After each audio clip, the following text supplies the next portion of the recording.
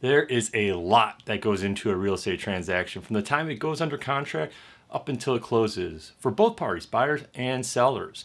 From inspections and attorneys all the way through to the very closing, one thing that both parties can agree upon and get very tense around is the fact, does the appraisal come in? So today we're going to dive into a little bit about what an appraisal is and what it's for.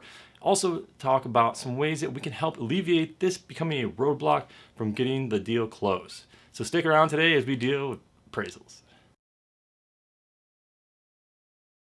Hi, I'm Jake Tysiak, that guy that sells houses, a realtor here in Illinois, and today we're going to be going over appraisals.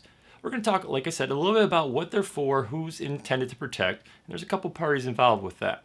But also, we're going to cover a few ideal practices that will help make sure that your deal does go all the way through, and both buyers and sellers are very satisfied at the end of the transaction, knowing that it appraised properly and everybody can complete their transaction.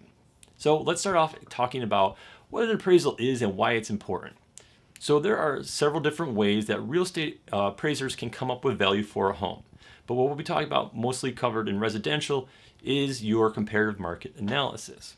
Now, this is by means of taking this home that we're looking to purchase and comparing it to other homes throughout the neighborhood that have recently sold to get a fair market value. Now, oftentimes, if you are listing your home and just getting ready to put it on the market, your realtor should be doing somewhat of this work for you in advance to give you an idea of what fair market value should be and where you should list your home accordingly. But also, at the same time, appraiser is going to take that same kind of information but break it down into smaller numbers. They're going to assign value for that fireplace, location, and so forth to accommodate square footage to give you a more exact price of what that home should be valued at and average it among a couple different homes in the area. Now, this is important for a couple of reasons. Usually, buyers are utilizing a mortgage for financing to purchase that house. Also, at the same time, though, the bank wants to make sure that the value of the home isn't outrageous, and they want to make sure that their investment is protected going forward in the future.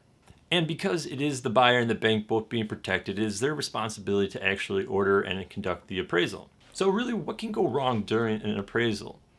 Well, obviously, we're trying to come up at an appropriate value. But before we even get there, keep in mind that right now with so much activity going on, appraisers are also overworked. And usually what takes a week and a half to come in can sometimes take 3 weeks for an appraisal to go through. So have a little bit of patience, knowing the fact that the closing date might not be realistic if it's crammed into a 30-day window. Traditionally, not a problem, but right now there is a lot going on and it's just getting pushed a little bit more. Now also, along those same lines, with so much activity going on, buyers right now are a little stressed. If you're a buyer watching this, you can probably relate. But understand this, sellers, as well, that because of this, sometimes buyers are getting a little emotional. Common sense is just left over here, and prices on that offer sheet are getting a little high. Now, of course, as a seller, you want to see that number, but also keep in mind that we need this appraisal to go through in order to complete this transaction. Keep in mind when you are looking at different offers, which ones are just astronomical and don't make sense. It's not always going to be the highest offer that gives you the best dollars in your pocket, as there's a good chance those won't go through. So when it comes down to the appraisal day, a couple things you can do. First off, have the listing agent prepare those documents and the properties that they had looked at before you put the home on the market, so those can be presented to the appraisal. It's always easier to have a little head start on your job to make it a little bit easier. Also, when the appraisal does come through, make sure that you keep the home in the best shape possible, much like you did when you first put it on and you had buyers coming through. It's always easier for an appraiser to see through the clutter. And again, if you make their life a little bit easier, usually these appraisals come back a little bit more favorable.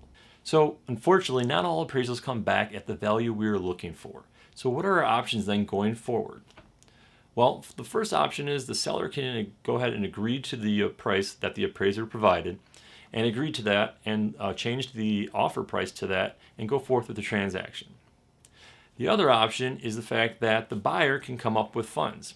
Now, sometimes you do see this written in the offer itself where the buyer goes ahead and agrees to waive the appraisal and they'll purchase your home no matter what cost or value that appraisal comes back at. Now, for you buyers out there, I don't recommend this. I understand you want a home and it's getting harder to compete out there. But keep in mind, if you're forced to then have to sell that home in a year or two, it might be tough to recoup everything that you paid for that home. Keep it in mind that transactions in real estate do cost a little bit of money. Now, you're telling me, Jake, I understand you, but I really want to purchase this home.